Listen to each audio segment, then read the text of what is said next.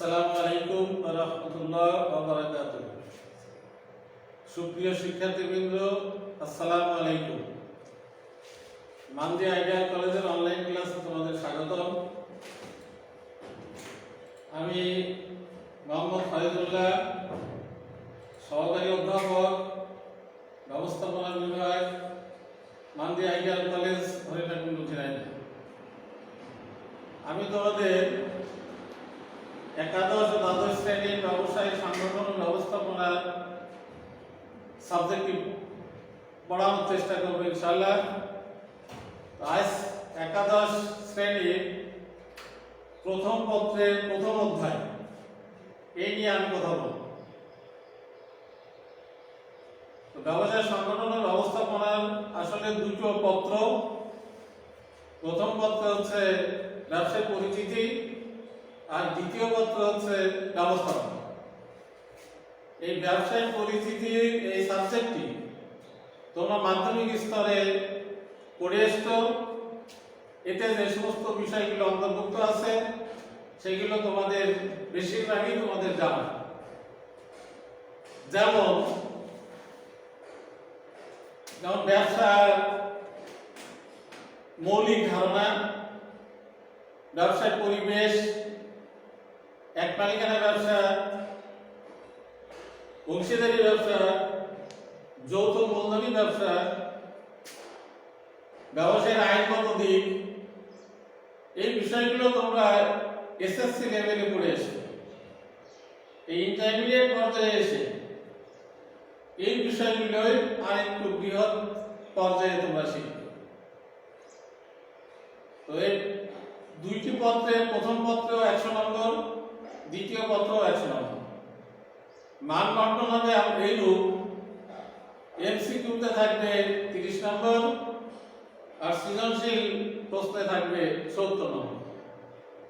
এই প্রতি পত্রে 100 নম্বর করে এই দুই পত্র মিলে 200 নম্বরের পরীক্ষা তোমাদের দিতে হবে। তো আজ আমি ব্যবসায় সংগঠন ও ব্যবস্থাপনার প্রথম পত্র ব্যবসায় পরিচিতির এর প্রথম অধ্যায় ব্যবসায়ের মৌলিক ধারণা এই বিষয়ে নিয়ে কথা বলব। তো আজকে এই পাঠ শেষে শিক্ষার্থীরা যে বিষয়গুলো জানতে পারবে সেটি হচ্ছে ব্যবসায় কি বা কাকে বলে, ব্যবসায়ের বৈশিষ্ট্য সমূহ এবং ব্যবসায়ের আওতা বা পরিধি। এই বিষয়গুলো তোমরা আজকের আলোচনা শেষে তোমরা বিষয়গুলো বুঝতে পারবে। আগে শুরুতে আমরা ব্যবসা কি আসলে এটা একটু জেনে নিই। ব্যবসা হচ্ছে যে ইংরেজিতে ব্যবসায় শব্দটির ইংরেজি শব্দ হচ্ছে বিজনেস। বিজনেস অর্থ ব্যস্ত থাকা।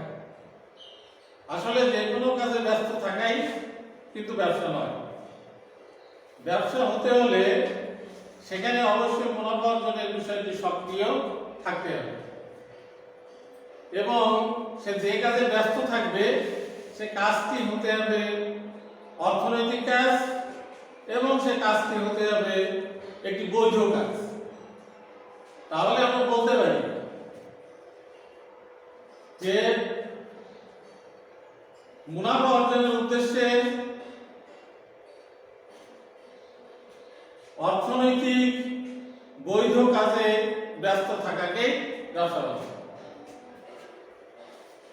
তোমাদের বইয়ে একটি সমীকরণ আকারে দেওয়া আছে। ব্যবসার সমীকরণ হচ্ছে B = i + d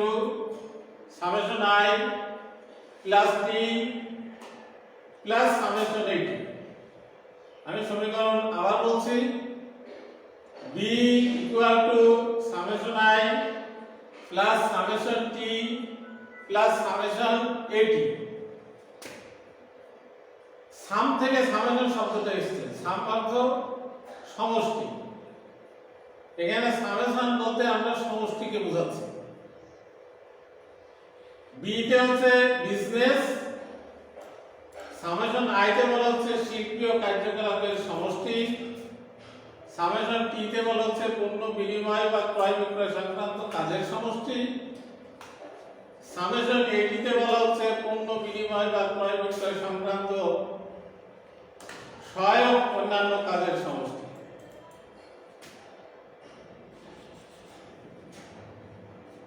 তো তাহলে আমরা বলতে পারি যে উৎপাদন আসলে উৎপাদনের যে কাজ সে কাজটি হয়ে থাকে শিল্পের মাধ্যমে, আর বন্টনের কাজটি হয়ে থাকে বাণিজ্যের মাধ্যমে।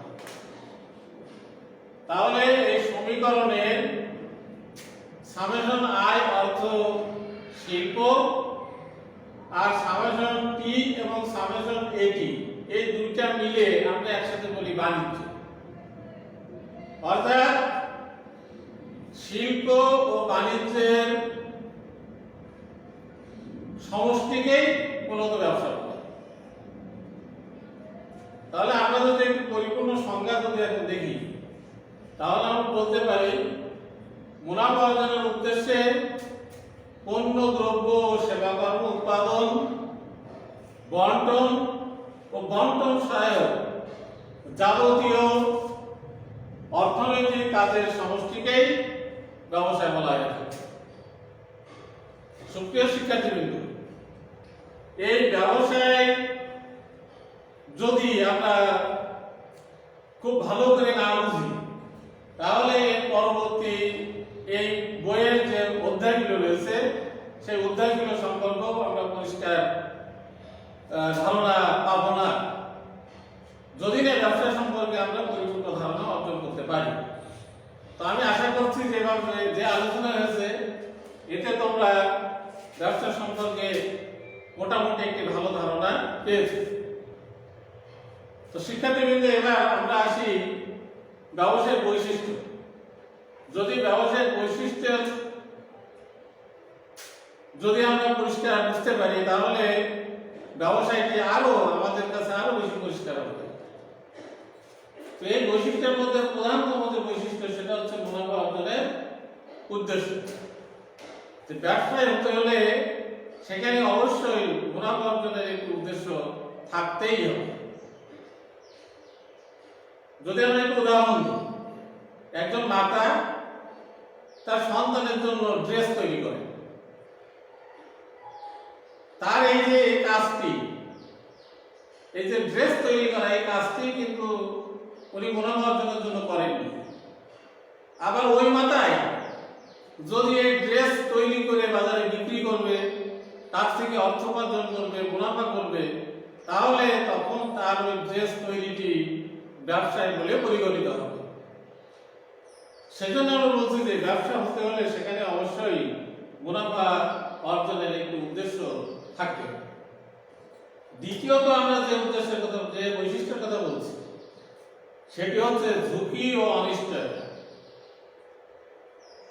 ব্যবসা হতে হলে সেখানে অবশ্যই ঝুঁকি এবং অনিশ্চয়তা সেখানে থাকতে হবে। যদি তা না থাকে তাহলে সেটিকে আমরা ব্যবসা বলবো না। আমি একটু উদাহরণ দিই। যেমন একজন ব্যাংকে 1 লক্ষ টাকা রেখেছে, প্রতি মাসে সে ওখান থেকে 800 টাকা করে পায়। এই যে ব্যাংক থেকে যে 800 টাকা করে পাচ্ছে, এটা কিন্তু তার আয় হচ্ছে, কিন্তু এটিকে আসলে ব্যবসা বলা যাবে না, কারণ এখানে কোনো ঝুঁকি বা অনিশ্চয়তা নাই। একজন ব্যবসায়ী বিভিন্ন ঝুঁকির মধ্য দিয়ে তাদের ব্যবসায়িক কার্যক্রম পরিচালনা করে। যেমন পণ্য মূল্য কমে যেতে পারে, যে কোনো সময় দুর্ঘটনায় পণ্য ক্ষতিগ্রস্ত হতে পারে, তার আগুনে বিনষ্ট হতে পারে, কোনো একটি জায়গায় দোকান দিয়েছে, রাস্তা সম্প্রসারণের জন্য দোকানটি ভেঙে দিতে পারে। এই যে ঝুঁকি এবং অনিশ্চয়তার মধ্য দিয়ে তাকে কার্যক্রম পরিচালনা করতে হয়, সেই জন্য তার ওই কাজটাকে আমরা ব্যবসা বলে গণ্য করি। তাহলে তৃতীয়ত ব্যবসার ক্ষেত্রে আরেকটি যে বৈশিষ্ট্যের কথা আমরা বলছি, লেনদেনের পৌনঃপুনিকতা। পৌনঃপুনিক শব্দটির অর্থ হলো একই কাজ বারবার করা। অর্থাৎ ক্রয় বিক্রয় এবং লেনদেন সংক্রান্ত কাজটি একজন ব্যবসায়ী বারবার করবে। যদি ওই কাজটি উনি একবার করেন তাতে মুনাফা অর্জিত হয়, তবুও সেটিকে ব্যবসা বলা যাবে না। যদি আমরা একটু উদাহরণ দিই, একজন বাজার থেকে কিছু ফার্নিচার কিনলেন, কিন্তু দেখা গেল এই ফার্নিচার বাড়িতে আনার পরে তার পছন্দ হলো না, সে যে মূল্যে ক্রয় করেছিলেন তার থেকে আর একটু বেশি মূল্যে ওই বাজারে বিক্রি করলেন। এতে তার মুনাফা অর্জিত হয়েছে, কিন্তু উনি এই কাজটি একবারই করলেন, সেই কারণে ওনার এই কাজটিকে আমরা ব্যবসা বলতে পারি না। যদি কোনো ব্যক্তি বারবার ফার্নিচার কেনেন এবং বাজারে বিক্রি করেন, আবার কেনেন আবার বিক্রয় করেন, তখন তার এই কাজটিকে আমরা ব্যবসা বলে গণ্য করতে পারি। তার মানে যে কথাটা আমরা বলছি যে লেনদেনের পৌনঃপুনিকতা ব্যবসার ক্ষেত্রে অবশ্যই থাকতে হবে। এর পরবর্তী যে বৈশিষ্ট্যের কথা আমরা বলছি, আইনগত বৈধতা। ব্যবসা হতে হলে তার সেই কার্যক্রমটি অবশ্যই রাষ্ট্র কর্তৃক, সরকার কর্তৃক বৈধতা থাকতে হবে, সরকার কর্তৃক অনুমোদিত হতে হবে। একটি উদাহরণ দিই, দেখা গেল যে ভারত থেকে পেঁয়াজ আমদানি করা, গরু নিয়ে আসা, এটি সরকার লাইসেন্স দিয়ে অন্য দেশ থেকে আমদানি করতে পারে। কিন্তু যদি চোরাই পথে এই পেঁয়াজ আসে এবং চোরাই পথে যদি গরু আসে,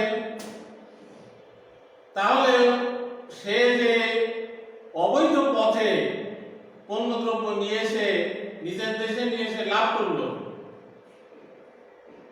এই কারণে তার ওই কাজটিকে ব্যবসা বলা যাবে না, যেহেতু সে সরকার অনুমতি ব্যতীত অবৈধ পথে সে নিয়ে এসছে, এই জন্য তার এই কাজটিকে ব্যবসা বলা যাবে না। তাহলে আমরা বুঝতে পারছি যে ব্যবসা হতে হলে সেখানে অবশ্যই সরকার কর্তৃক রাষ্ট্রকৃত বা রাষ্ট্র কর্তৃক আইনগত বৈধতা তা থাকতে হবে। পরবর্তী আমরা যে বৈশিষ্ট্যের কথা বলছি সেটি হচ্ছে যে ব্যবসা হচ্ছে একটি স্বাধীন পেশা বা বৃত্তি। আমি আসলে কিন্তু স্বাধীন নই, কারণ আমাকে একটি নির্দিষ্ট সময় বেঁধে দেওয়া হয়েছে, যে সময়ের জন্য আমি অফিসে করতে, ক্লাস নিতে আমি বাধ্য। কিন্তু একজন ব্যবসায়ী সে কিন্তু সার্বক্ষণিক একটি সময় মেনটেন করে তাকে চলতেই হবে, এটি করতে সে কিন্তু বাধ্য নয়। এই জন্য একজন ব্যবসায়ী এক বেলা দোকান খোলা রাখতে পারে, অন্য বেলা বন্ধ রাখতে পারে, 2 দিন বন্ধ রেখে সে শ্বশুর বাড়িও বেড়াতে পারে।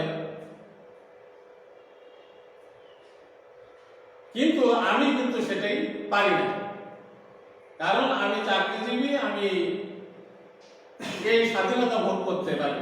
কিন্তু একজন ব্যবসায়ী এই স্বাধীনতা ভোগ করতে পারে। এই জন্য আমার ব্যবসাকে বলছি যে এটি হচ্ছে একটি স্বাধীন পেশা, একটি বৃত্তি। ব্যবসার সর্বশেষ যে বৈশিষ্ট্য সেটি হচ্ছে উপযোগ ও সম্পদ সৃষ্টি। উপযোগ ও সম্পদ সৃষ্টি ব্যবসার বৈশিষ্ট্যের মধ্যে আমরা দেখে এসেছি যে বন্টন সংক্রান্ত কিছু সহায়ক কার্যাবলী রয়েছে, যে সহায়ক কার্যাবলী বিভিন্ন ধরনের উপযোগ সৃষ্টি করে। আসলে উপযোগ বলতে আমরা বলছি যে দ্রব্যের অভাব পূরণ করার যে ক্ষমতা, সেই ক্ষমতাই আসলে মূলত উপযোগ। তো যেমন ক্রয় বিক্রয়ের মাধ্যমে যে উপযোগ সৃষ্টি হয় সেই উপযোগকে বলছি আমরা সত্যগত উপযোগ। পরিবহনের মাধ্যমে স্থানগত উপযোগ, ব্যাংকের মাধ্যমে অর্থগত উপযোগ, বীমার মাধ্যমে ঝুঁকিগত উপযোগ, বিজ্ঞাপনের মাধ্যমে প্রচারগত উপযোগ সৃষ্টি হয়ে থাকে। তাহলে ব্যবসা আসলে মূলত শিল্প রূপগত উপযোগ সৃষ্টি করে। এইভাবে ব্যবসার বিভিন্ন ধরনের উপযোগ সৃষ্টি করে, এর মাধ্যমে সে নিজের অভাব যেমনি পূরণ হয়, নিজের সম্পদশালী হয়, এতে তার সম্পদের পরিমাণ বৃদ্ধি পায়, সাধারণ জনগণ এই উৎপাদিত সম্পদ ব্যবহার করে সেটা উপযোগ পূরণ করতে পারে। তাহলে শিক্ষার্থী বন্ধুরা, আমরা ব্যবসায়ের যে বৈশিষ্ট্য, এই বৈশিষ্ট্য থেকে ব্যবসায় সম্পর্কে আমার বিশ্বাস যে তোমরা আরো পরিষ্কার ধারণা পেয়েছো। এবার আমরা আসলে এই ব্যবসার যে আওতা পরিধি, এই আওতা পরিধি নিয়ে একটু কথা বলতে চাই। সংক্ষেপে একটু কথা বলবো, কারণ আজকে এই আওতা পরিধি নিয়ে পরিপূর্ণ আলোচনা করা হয়তো বা সম্ভব হবে না, তো যতটুকু পারা যায় সে ততটুকুই আমরা আলোচনা করব। তো একটি ছক দেওয়া আছে, তোমরা লক্ষ্য করো শিক্ষার্থী বন্ধুরা, একটি ছক দেওয়া আছে। এই ছকের উপরে দেখো আছে ব্যবসায়, তার নিচে বলা হচ্ছে শিল্প, বাণিজ্য এবং প্রত্যক্ষ সেবা। এই শিল্প, বাণিজ্য এবং প্রত্যক্ষ সেবা এই তিনটি বিষয় মূলত ব্যবসায়ের আওতার মধ্যে পড়ে। তো শিল্প বলতে আমরা আসলে মূলত কি বুঝি সেটা একটু দেখি। শিল্প হচ্ছে উৎপাদনের বাহন, কারণ শিল্পের কাজ হলো উৎপাদন করা। আমরা ব্যবসার সংজ্ঞার মধ্যে বলছি যে শিল্পের কাজ হলো উৎপাদন করা, আর বাণিজ্যের কাজ হলো বন্টন করা। তাহলে শিল্প বলতে আমরা বুঝি যে প্রকৃতি প্রদত্ত সম্পদ আহরণ বা জোগাড় করে তাতে উপযোগ সৃষ্টির মাধ্যমে মানুষের ব্যবহার উপযোগী পণ্য প্রস্তুত করাকেই শিল্প বলে। শিল্প রূপগত উপযোগ সৃষ্টি করে, প্রকৃতি প্রদত্ত যে সম্পদ তাতে রূপগত উপযোগ দিয়ে মানুষের ব্যবহার উপযোগী পণ্য প্রস্তুত করে থাকে।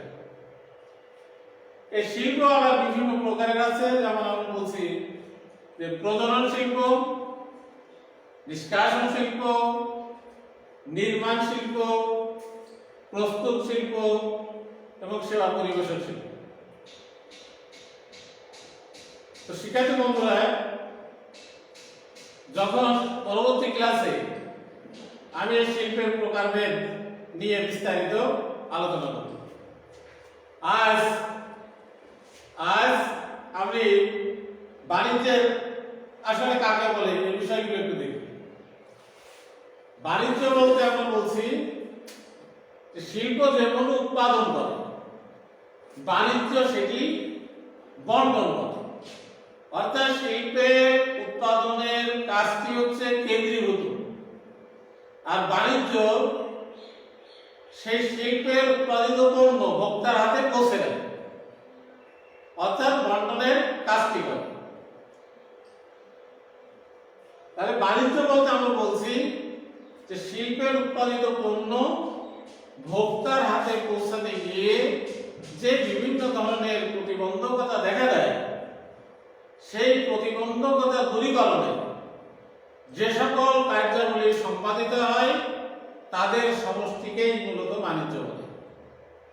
এখন কি ধরনের প্রতিবন্ধকতা দেখা দিতে পারে? প্রতিবন্ধকতাগুলোর মধ্যে আমরা যেমন বলছি যে ব্যক্তিগত বা সত্যগত প্রতিবন্ধকতা, স্থানগত প্রতিবন্ধকতা, অর্থগত প্রতিবন্ধকতা, ঝুঁকিগত এবং সময়গত এবং প্রচারগত বিভিন্ন ধরনের প্রতিবন্ধকতা দেখা দেয়। এই প্রতিবন্ধকতা গুলো উত্তরণের জন্য বাণিজ্য কাজ করে থাকে। তো শিক্ষার্থী বন্ধুরা, তোমরা লক্ষ্য করো বাণিজ্যের প্রধানত দুই ভাগে ভাগ করা আছে। একটাকে বলা হচ্ছে যে ট্রেড বা পণ্য বিনিময়, আরেকটি হচ্ছে পণ্য বিনিময় সহায়ক কার্যক্রম। ট্রেড বা পণ্য বিনিময়টা কি? পণ্য বিনিময় বলতে আমরা মূলত ক্রয় বিক্রয় কার্যটাকে বুঝি, যে এই পণ্য বিনিময়ের মাধ্যমে, ক্রয় বিক্রয়ের মাধ্যমে সত্যগত বা মালিকানাগত যে প্রতিবন্ধকতা, এই প্রতিবন্ধকতা দূরীভূত হয়। ক্রেতা যখন পণ্য ক্রয় করেন তখন বিক্রেতার কাছ থেকে পণ্যের মালিকানা ক্রেতার কাছে হস্তান্তরিত হয়। তার মানে সত্যগত বা মালিকানাগত যে প্রতিবন্ধকতা, এই প্রতিবন্ধকতা ক্রয় বিক্রয়ের মাধ্যমে বা ট্রেড বা পণ্য বিনিময়ের মাধ্যমে এই প্রতিবন্ধকতা দূর হয়ে যাবে। তাহলে ট্রেড বা পণ্য বিনিময়কে আবার দুই ভাগে ভাগ করা হয়েছে, একটা হলো অভ্যন্তরীণ বাণিজ্য, আর একটা হলো হচ্ছে বৈদেশিক বাণিজ্য। অভ্যন্তরীণ বাণিজ্য বলতে আমরা বলছি একটি দেশের ভূখণ্ডের মধ্যে যে ব্যবসায়িক কার্যক্রম পরিচালিত হয় সেটাকে বলা হয় অভ্যন্তরীণ বাণিজ্য। এই অভ্যন্তরীণ বাণিজ্যের মধ্যে আমরা বলছি পাইকারি ব্যবসায়, খুচরা ব্যবসায়, এগুলো তো আসলে তোমরা মাধ্যমিক স্তরে পড়ে এসছো, এই জন্য আমি আর বিস্তারিত আলোচনা করলাম না। এরপরেটা দেখো বলা হচ্ছে বৈদেশিক বাণিজ্য। বৈদেশিক বাণিজ্য বলতে আমরা বলছি একটি দেশের সীমারেখা অতিক্রম করে যখন অন্য আরেকটি দেশের সাথে ব্যবসায়িক কার্যক্রম পরিচালিত হয়, লেনদেন হয়, ক্রয় বিক্রয় হয়, সেই ব্যবসাটাকে বা সেই কার্যটাকে আমরা বলছি বৈদেশিক বাণিজ্য। এই বৈদেশিক বাণিজ্যকে আবার তিনটা ভাগে ভাগ করা হয়েছে। একটাকে বলা হচ্ছে আমদানি, আরেকটি হচ্ছে রপ্তানি, আরেকটি হচ্ছে পুনরপ্তানি। আমদানি বলতে আমরা বলছি যে বহির্বিশ্ব থেকে নিজেদের দেশে পণ্য নিয়ে আসা, আর রপ্তানি বলতে আমরা বলছি নিজের দেশের পণ্য বহির্বিশ্বে পাঠানো। আর পুনরপ্তানি, এই বিষয়টি শিক্ষার্থী বন্ধুরা খুব খেয়াল করো, এই বিষয়টির সাথে মূলত তিনটি দেশ জড়িত থাকে। তিনটি দেশ জড়িত থাকে। যেমন আমি একটা উদাহরণ, যদি আমরা ভারত থেকে কোনো একটি পণ্য আমাদের দেশে বাংলাদেশে নিয়ে আসলাম, নিয়ে এসে এখানে প্রসেস করলাম, প্রক্রিয়াজাতকরণ করলাম, করে আবার সেটি চীনে রপ্তানি করলাম, তাহলে এই কাজটিকে আমরা বলছি পুনরপ্তানি। তাহলে এক দেশ থেকে পণ্য আমদানি করে সেটি প্রক্রিয়াজাতকরণের মাধ্যমে যখন তৃতীয় আরেকটি দেশে রপ্তানি করা হয় তখন তাকে পুনরপ্তানি বলে। শিক্ষার্থী বন্ধুরা, ট্রেড বা পণ্য বিনিময় এই বিষয়টি আশা করছি তোমরা বুঝতে পেরেছ। এবার আমি আসি পণ্য বিনিময়ের সহায়ক কার্যাবলী। পণ্য বিনিময়ের সহায়ক কার্যাবলী বলতে এই ক্রয় বিক্রয় কাজটাকে বা পণ্য বিনিময়ের কাজটাকে সহায়তা করে, এই কাজটাকে আরো সহজ করে দেয় যে কাজগুলো, সেই কাজগুলোকে বলছি আমরা পণ্য বিনিময় সহায়ক কার্যাবলী। তো এর মধ্যে দেখো বলা হচ্ছে ব্যাংক, বীমা, পরিবহন, গুদামজাতকরণ এবং বাজারজাতকরণ প্রসার। তো ব্যাংক আসলে কোন ধরনের প্রতিবন্ধকতা দূর করে? অর্থগত প্রতিবন্ধকতা। বীমা ঝুঁকিগত প্রতিবন্ধকতা দূর করে। পরিবহন স্থানগত প্রতিবন্ধকতা দূর করে। গুদামজাতকরণ সময়গত প্রতিবন্ধকতা দূর করে। আর বাজারজাতকরণ প্রসার একটি পণ্যের জ্ঞানগত প্রচারগত যে প্রতিবন্ধকতা, এই প্রতিবন্ধকতা দূর করে বাজারজাতকরণ প্রসার এই কার্যক্রম, যেগুলো বাণিজ্যকে বা ক্রয় বিক্রয় বিনিময় কার্যকে আরো বেশি সাবলীল করে, গতিশীল করে। এরপরে আসি আমরা প্রত্যক্ষ সেবা নিয়ে। প্রত্যক্ষ সেবা বলতে আমরা বলছি যে সেবা বা উপযোগ গ্রহীতা এবং প্রদানকারী সামনাসামনি অবস্থান করে যে সেবা গ্রহণ করা হয় সেটাকে বলা হয় প্রত্যক্ষ সেবা। তার মানে এই সেবা গ্রহণের ক্ষেত্রে সেবা দানকারী এবং সেবা গ্রহণকারী উভয়কে কাছাকাছি অবস্থান করতে হবে। যেমন আমরা একটু উদাহরণ দিলে বুঝতে পারবে, কেউ যদি চুল কাটতে চায় তাহলে তাকে সেলুনে যেতে হবে। কেউ যদি সৌন্দর্য, মেয়েরা যেমন আমরা বলছি যে বিউটি পার্লারে যায়, তারা নিজেদের রূপচর্চা করার জন্য, এই রূপচর্চা কেউ যদি করতে চায় তাহলে তাকে বিউটি পার্লারে যেতে হবে। কেউ যদি চিকিৎসা সেবা নিতে চায় তাহলে তাকে ডাক্তারের কাছে যেতে হবে।